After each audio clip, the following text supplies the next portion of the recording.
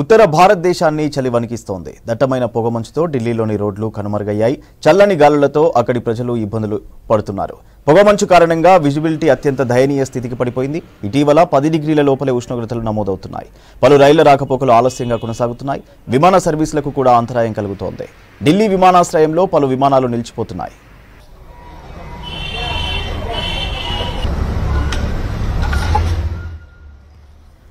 ఢిల్లీ, ఉత్తరప్రదేశ్, హర్యానా, చండీగఢ్, పంజాబ్లలో దట్టమైన పొగమంచు కొనసాగుతుందని వాతావరణ శాఖ తెలిపింది.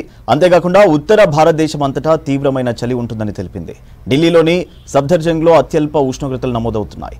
పొగమంచు కారణంగా చాలా రాష్ట్రాల్లో ప్రజలు తీవ్ర ఇబ్బందులు పడుతున్నారు. రోడ్లపై వాహనాలు నెమ్మదిగా నడుస్తున్నాయి.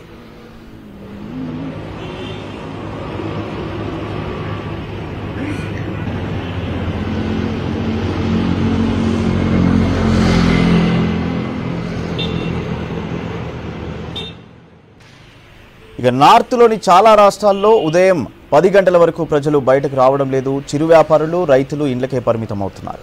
వేకోజామునే చలిమంటలు వేసుకుంటున్నారు జనం. ఇటు తెలుగు రాష్ట్రాల్లోనూ ఏజెన్సీ ప్రాంతాల్లో అత్యల్ప ఉష్ణోగ్రతలు నమోదవుతున్నాయి. చలి తీవ్రతతో జనం వణికిపోతున్నారు.